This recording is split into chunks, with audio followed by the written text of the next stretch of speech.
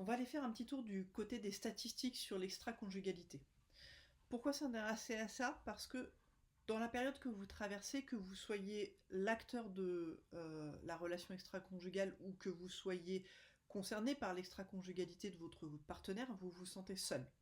Or, les informations que je vais vous donner dans cette vidéo, elles ont pour but de vous montrer ce qu'on a vu en théorie, c'est-à-dire qu'il y a une sacrée différence entre ce qu'on raconte et ce qui se passe réellement.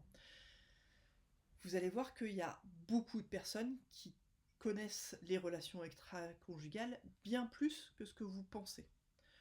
En fait, et je vous mettrai la référence et le schéma dans les textes en dessous, depuis 1970, on a des statistiques solides sur le sujet de l'extra-conjugalité. Et en 1970, on avait 10% de femmes qui déclaraient avoir eu des relations extra-conjugales et 30% d'hommes qui sont en couple. On voit que entre 1970 et 2022, c'est les derniers chiffres de l'étude statistique, il y a une très nette progression. Et donc en 2022, il y a 38% de femmes qui disent avoir eu une relation extra-conjugale et 46% d'hommes qui disent avoir eu une relation extra-conjugale. Donc on est à entre 2/3 et la moitié des personnes qui sont en couple qui ont eu une relation extra-conjugale. Pourquoi c'est extrêmement important de se rendre compte de ça? C'est que, alors, d'abord, l'extra-conjugalité, c'est pas une question de genre. On sait qu'on a encore un biais de surdéclaration chez les hommes par rapport à ce sujet, et très probablement un biais de sous-déclaration chez les femmes. Et là encore, on voit comment la norme sociale influence la norme statistique. Mais c'est aussi pour avoir une idée plus claire. Les statistiques de divorce sont un bon indicateur, mais ça permet pas d'évaluer les raisons de la séparation, notamment pour les couples pacsés, pour les couples en union libre, tous ceux qui n'ont pas d'acte juridique dans leur lien, ça n'apparaît pas dans les statistiques. Donc le nombre de divorces ça avoisine les 130 000 divorces chaque année en France, il y a 46% des mariages qui se terminent par un divorce. Et il y a près de 30% des demandes de divorce, donc à peu près 39 000 demandes de divorce par an, qui font suite à une relation extra-conjugale de l'un ou de l'autre conjoint. Je voudrais rajouter à cette question sur l'extra-conjugalité. Ça veut dire quand même qu'on a un grand nombre de personnes qui vivent de l'extra-conjugalité, et on a quand même par rapport à ça, pas tant que ça, de divorces qui se font là-dessus. Sur la question de la séparation pour cause d'extra-conjugalité s'ajoute celle des couples ouverts, des couples polyamoureux. En France, et pareil, je vous donnerai les liens des études, on considère que les couples libres, ça représente 8% des Français, 8% des Français et Françaises qui déclarent être actuellement dans une relation non exclusive, et 15% qui ont déjà pratiqué des relations non exclusives.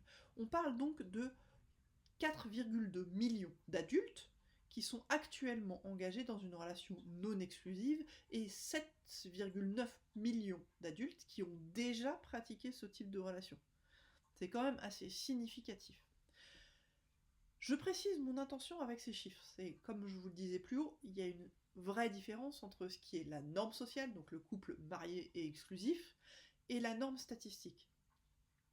Ce qui veut dire que l'image du couple qui s'impose comme la norme sociale, je le redis, le couple marié et exclusif, c'est quelque chose qui ne fonctionne pas vraiment si bien que ça. Ça veut dire que ça n'est pas si simple que cela de le vivre et de l'entretenir dans le temps. C'est important de le savoir et de le comprendre, et ces chiffres, ils sont là, pas pour vous dire que c'est pas grave, mais pour vous montrer à quel point ça n'est pas si simple. Sinon, il n'y aurait pas la moitié de la population adulte qui a déjà vécu une relation extra-conjugale. C'est une notion importante. Ça veut dire que ce qui a l'air d'aller de soi, une relation de couple exclusive, ce qui est l'image majoritaire de la réussite en matière de vie amoureuse, c'est en fait quelque chose qui demande des efforts, de l'implication, des discussions, des ajustements. Et ça, par contre, on n'en parle pas suffisamment. D'ailleurs, on connaît tous ces couples, et parfois ce sont nos parents ou nos grands-parents, dont on ne comprend pas très bien comment ils ont tenu aussi longtemps ensemble. Si vous regardez autour de vous, si vous faites un recensement honnête des couples que vous connaissez, c'est plutôt ça qui va de soi. C'est plutôt que ce qui est la norme, c'est plutôt des relations avec des hauts, des bas, des conflits et parfois des trucs où on se dit, bon, je ne comprends pas pourquoi ils ont choisi ça en fait. Pourquoi ils ont choisi de rester ensemble, pourquoi elle n'est pas partie ou il n'est pas parti quand il s'est passé ça. Voilà, vous pouvez faire petite réflexion là-dessus. C'est là-dessus que je vous propose de réfléchir maintenant. Les couples qui vous ont servi de modèle, ceux que vous avez eus dans votre entourage et ceux qui vous font rêver. Vous allez retrouver donc des questions détaillées dans l'atelier pour vous aider à réfléchir à ça. Mais attendez-vous en fait peut-être en réfléchissant à ça, à des drôles de surprises avec cet atelier. Et je vous raconte une médiation de couple où j'ai fait faire cet exercice au couple que j'accompagnais. Et en fait, le monsieur me dit que sa tante et son mari, c'est vraiment un couple qu'il perçoit comme un couple idéal. Et là, je vois sa femme, quand il est en train de dire ça, qui fait une drôle de tête. Donc je lui demande ce qui fait ce qu'elle fait cette tête. Et en fait, le monsieur m'explique, non mais en fait, ce fameux couple parfait, c'est un couple d'une personne relativement âgée qui s'est mariée dans les années 1960. Et en fait, ils étaient très très amis, mais ils étaient tous les deux homosexuels. Et pour donner le change à leur famille et être libres de vivre la vie qu'ils avaient envie de vivre, ils s'étaient mariés, ils avaient choisi de donner l'illusion d'un couple tout à fait normal en façade, mais en fait ils vivaient chacun des relations homosexuelles de leur côté, tout en rentrant dîner ensemble et faire leurs activités communes tous les soirs.